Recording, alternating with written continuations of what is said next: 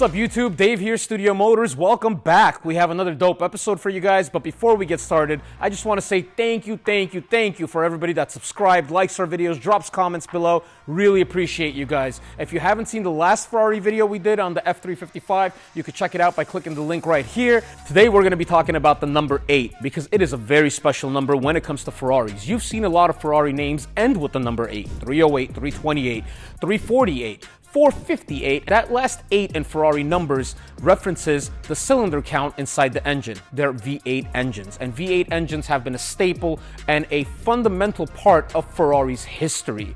Today, we are reviewing the F8 Tributo, which pays tribute to those V8 engines in Ferrari's history. It's just an F8 Tributo. They are paying tributes to their V8s. And the reason they chose this car specifically to do that with is because of the amount of awards and achievements this engine has reached. Introduced in 2016, this engine won International Engine of the Year award. It won Performance Engine of the Year award, and it won New Engine of the Year. In 2017, it won International Engine of the Year again. In 2018, it did it again and won International Engine of the Year. And back in 2019, one more time, it captured another International Engine of the Year. The head of the project development for the F8 Tributo is Emanuele Raveglia. And Emanuele, how the story goes, was when he drove the Ferrari Pista the first time, the first thing he thought was, why don't we take the Pista's amazing engine and drop it into a GT car that could be used daily? So he was the project lead when creating the F8. Typically, you see some really dynamic, extreme headlights when it comes to Ferraris. And this one, at a glance, has a pretty extreme design, but it's a really minimalistic and small headlight. The headlight spans from here to here, and all it is this piece right here. How this fender is shaped and this intake duct right above the headlight makes it look a little more extreme, a little more like a 488 where it goes to the side and climbs upwards, but it doesn't climb. This part of it is now an intake, and the point of keeping the headlights so small is to increase aerodynamics, airflow, and cooling to the vehicle. So even though it doesn't have an extreme shaped, exotic looking headlight compared to other vehicles, it integrates very well into the car and creates a lot of benefits for the vehicle. The Pista-like S-duct in the front end of the vehicle, it's a major aesthetic of the vehicle. So we have this massive duct that's facing downwards on the hood. It's taking in air from the middle over here and then pushes that air through the front over here. So it's creating a lot of downforce and giving the car a lot of air to breathe.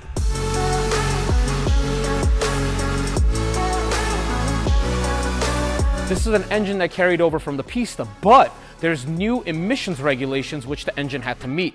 Not only new emissions regulations, which is already a big challenge as it is, but there are new sound regulations that the engine had to meet. So it couldn't be as loud as it previously was. They worked for 6 months with a team to create and achieve the perfect sound while you're driving around on the outside of the car, and also the perfect sound when you hear it in the cabin of the vehicle. So it's not just about how it sounds when it flies by, you're the one driving it. You should be the one that's enjoying it the most. So starting off with a very solid engine to begin with and making some modifications to be compliant with that engine, the final specs turned out to be 710 horsepower, 568 pound-feet of torque, a 0 to 60 of 2.9 seconds, and a quarter-mile time of 10.5 seconds. That's incredible for a production vehicle you could just buy and launch.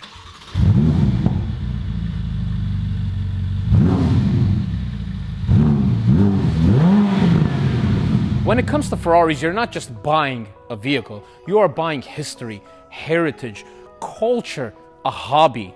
There's so much that goes along with Ferraris, and it's got such a rich and robust history in the automotive world. Ferrari is the only company that has been in Formula One since day one. The bleeding edge of racing technology happens in Formula One, and all of that which they learn in Formula, they apply to their street vehicles. Majority of what you see on the vehicle is functional. If you look at how close this caliper is sitting to the wheel, it's insane. Everything is so perfectly fitted. This is not a mass-produced vehicle, so they have the opportunity to do things like this. So It's a 5-star 20-inch wheel, 245s in the front, nothing crazy, but it is a mid-engine vehicle, so you don't want too fat of a tire in the front. It does create some understeer if you go too wide in the front when you have a mid-engine vehicle. The brakes on it are a collab between Brembo and Ferrari. They're massive in the front, carbon ceramics, they look amazing. It's got its own character, and when you go to the base of the rotor, you could actually see some generic carbon fiber patterns, but it is a carbon ceramic brake. It bites like crazy, it holds, and you really need something like this when you're pushing 710 horsepower with some crazy aerodynamics. This thing absolutely flies. Let's jump into the interior of the F8, and it's one of the most brilliant interiors in any Ferrari. The interior is just so well done. Very rich red leather inside, amazing craftsmanship, beautiful stitching. It's got black contrast stitching all around. The steering wheel is where everything happens in the car. Your turn signals left and right are right here on the steering wheel facing you. Paddles up and down, and turn signals over here. You start your engine over here. High beams are here. Windshield wiper controls are on the steering wheel as well.